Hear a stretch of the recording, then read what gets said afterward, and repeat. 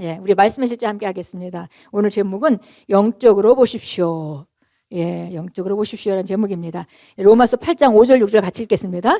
육신을 따르는 자는 육신의 일을, 영을 따르는 자는 영의 일을 생각하나니 육신의 생각은 사망이요 영의 생각은 생명과 평안이니라.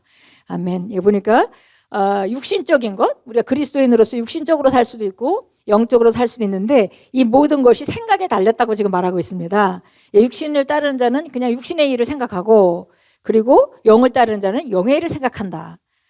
그런데 육신으로 생각하는 것은 사망의 법칙 안으로 들어가는 것이고 영의 생각으로 들어가는 것은 생명과 평안이다 그렇습니다. 그래서 우리가 각자 나는 지금 내가 육신적인 모드에 있는지 아니면 영적인 모드에 있는지 우리가 분별할 수가 있죠.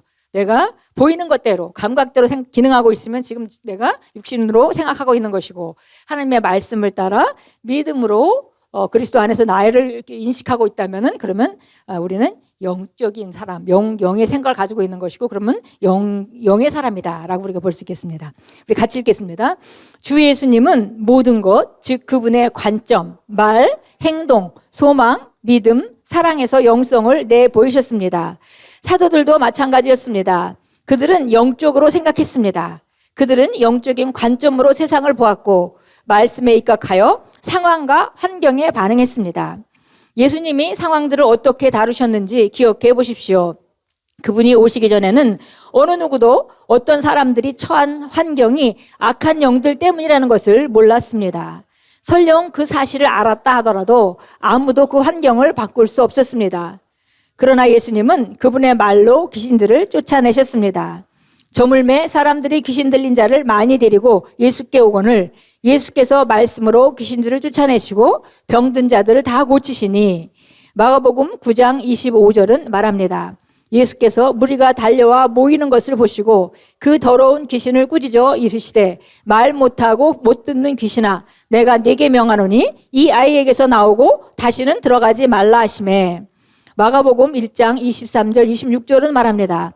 마침 그들의 회당에 더러운 귀신 들린 사람이 있어 예수께서 꾸짖어 이르시되 잠잠하고 그 사람에게서 나오라 하시니, 더러운 귀신이 그 사람에게서 병련을 일으키고 큰 소리를 지르며 나오는지라. 귀신에 들려서 고랑과 쇠사슬에 묶여있던 거라사이는 어땠습니까? 그는 쇠사슬을 끊고 자신의 몸을 해쳤습니다.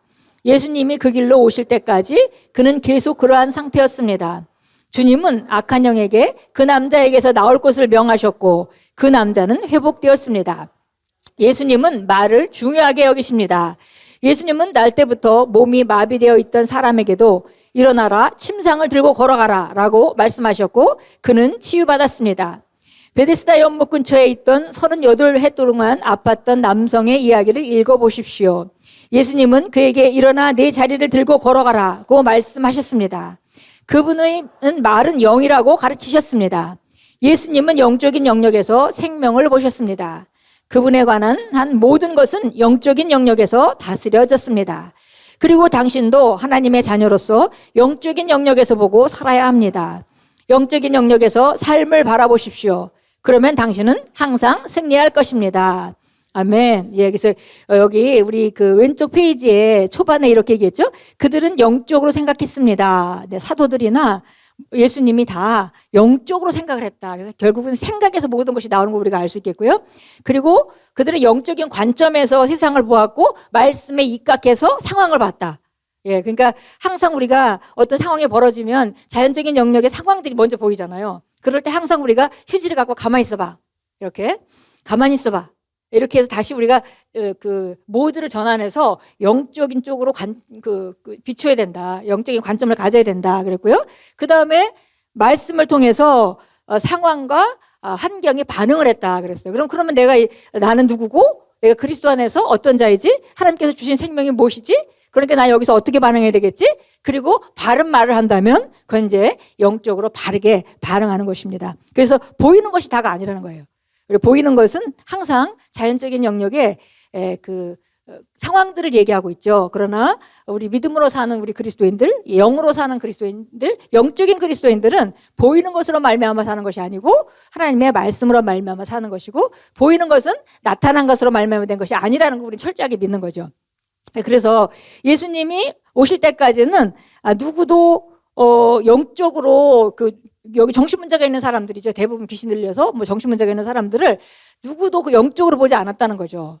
그래서 뭐 쟤는 정신 문제가 있어. 쟤는 정신적으로 좀 문제가 심각한 애야. 쟤는 위험한 애야. 이렇게 전부들 보고 있었는데 예수님은 딱 그것을 분별해서 그것이 그 아이의 문제가 아니라 그 아이 안에서 역사하고 있는 귀신의 문제라는 걸 아셨고 바르게 접하셔서 바르게 다루시고 쫓아냄으로 말미암아 사람들을 온전케 하셨습니다.